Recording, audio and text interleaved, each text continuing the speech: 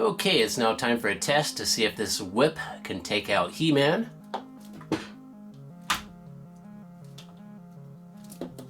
Got him!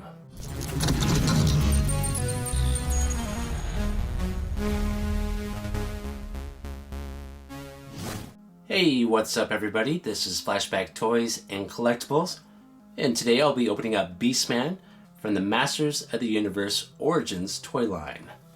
So this came out in 2020. Let's take a quick look at the packaging first before we open this up. Beast Man, Savage Henchman. Let's take a look at the back here. On the top here it shows a battle with Beast Man and a bunch of other beasts that I don't recognize.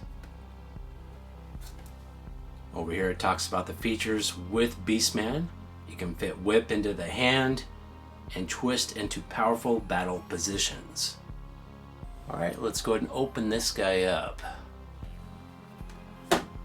So I'm just going to cut the bubble off the card back with a razor blade. And try to be careful not to cut anything inside there that I don't want to, such as the comic.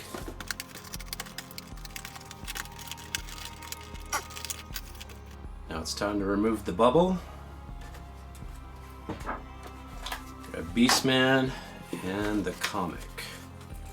So look at the card back that I can store with various other card backs that I have in my collection. And these don't take up a whole lot of room.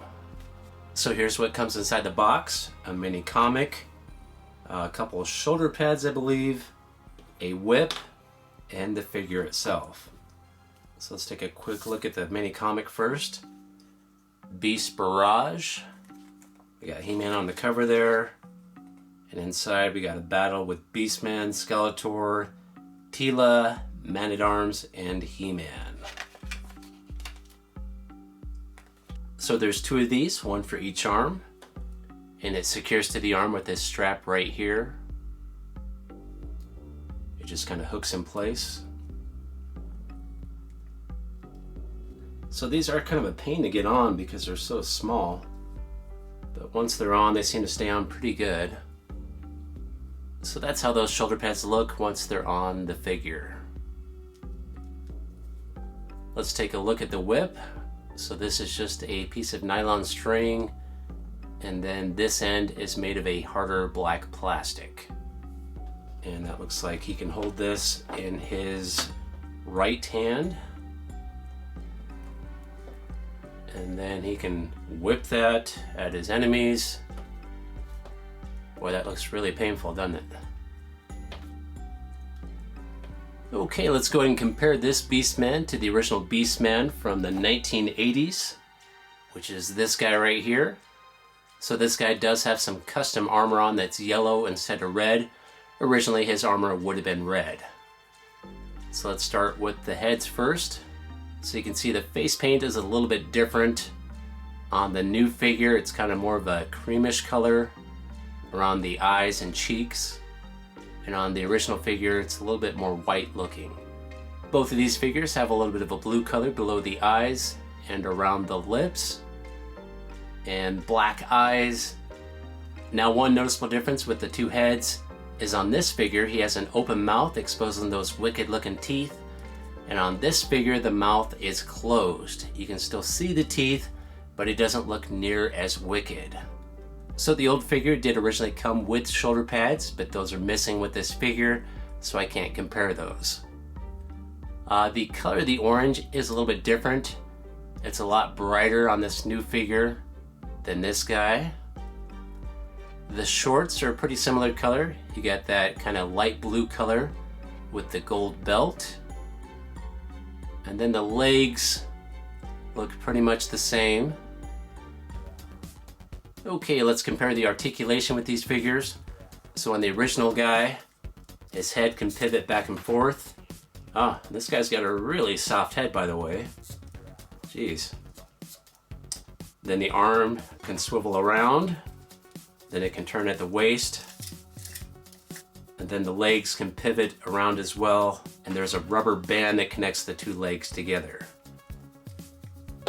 With the new figure, The head can pivot back and forth and up and down. The arm can pivot at the shoulder and the elbow, and at the wrist it can pivot back and forth and in and out. Then the waist can twist back and forth. The top of the leg can move in and out and around. The knee can pivot. The boot can pivot as well, and the ankle. So there's quite a bit more articulation on this new figure. One thing I find really impressive with this new Beastman figure is the amount of detail on the armor and the figure itself. If you take a close look at the armor, you can see all kinds of little features. You got little dots surrounding the horns there, or spikes. And if you take a look at the head, you can see all kinds of features in there as well. And I really like how that chest armor looks as well. You got that blue in the center that kind of looks like it's glowing.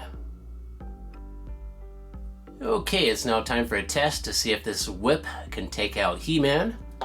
So let's stand He-Man up and try the whip out and see if we can knock him down. Got him! Ah, it actually worked. I'm surprised. Beastman wins the battle. Okay, here's my final thoughts with Beastman from the Masters of the Universe Origins toy line. I think they've done a great job with this guy.